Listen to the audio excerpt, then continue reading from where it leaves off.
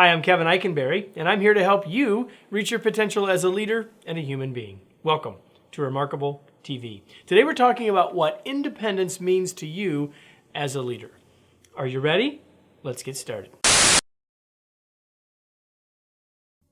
This video is releasing on July the 3rd.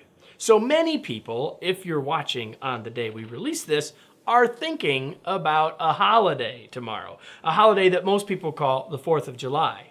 Well, it is the 4th of July, but really, we're celebrating Independence Day. So first, there's my little rant for the day.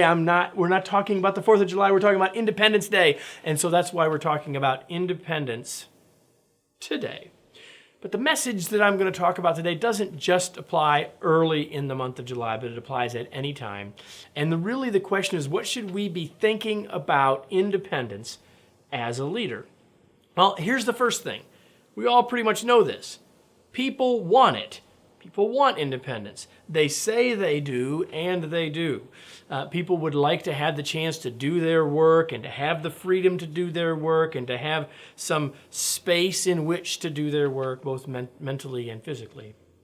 So people do want independence. And I believe that people thrive with it. They thrive with independence, but you'll notice there's a little asterisk down there. We'll get to the asterisk in a second. I believe that done well and provided appropriately, people will thrive with independence. But that asterisk is important because what do we mean by independence is a whole lot of what makes this video worth watching. First of all, if we want to have real independence for our team members, I think there are 4 things we need to consider. Number 1, we need to ask them, what does independence at work look like to you? Because, you are perhaps as a leader, think about the world differently than your team, which means that what independence means to you might not be the same thing that it means to them. So ask them what they're looking for in this area in terms of autonomy, in terms of freedom, in terms of independence. What they're looking for could be quite different. And so if we can give them what they're looking for, as long as they can be successful doing that, then everybody wins. Number 2, give them clear goals. Even if they say that, man, I want some more autonomy, some more freedom, some more independence, then they need clear goals to work towards. Because we're not just putting people out there in a laissez-faire world to do whatever they want. There is still a business goal here, right? And so make sure that they have clear goals so that they can, if they can work from those clear goals and towards those clear goals, then flexibility and freedom around that can be very powerful and very motivating. Number 3, support. Being independent, or giving people independence, does not mean that you're just going to let them go do whatever. It doesn't mean that you're leaving them alone. It doesn't mean leaving them to fend for themselves. You as a leader have a role to support them.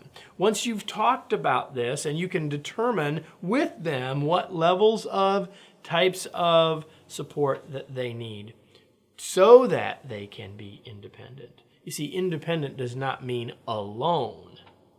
And the last one is independence means a net.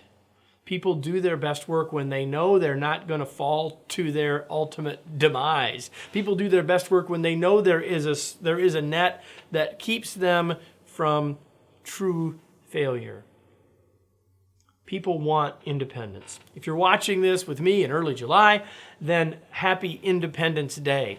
I'm encouraging you to think about independence for your team members. Remember, it doesn't mean leaving them alone. It doesn't mean getting out of their way, at least not completely. Let me close with today's tweet. Giving your team greater independence doesn't mean ignoring them or leaving them to fend for themselves.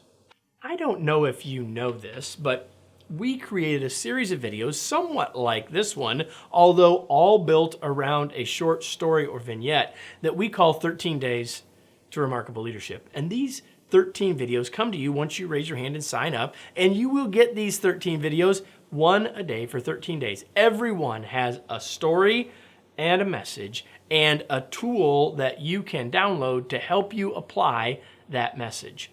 13 Days to Remarkable Leadership. You've got 13 days, you might as well watch the videos. Thanks for joining us, and I'll be back next week with another episode of Remarkable TV.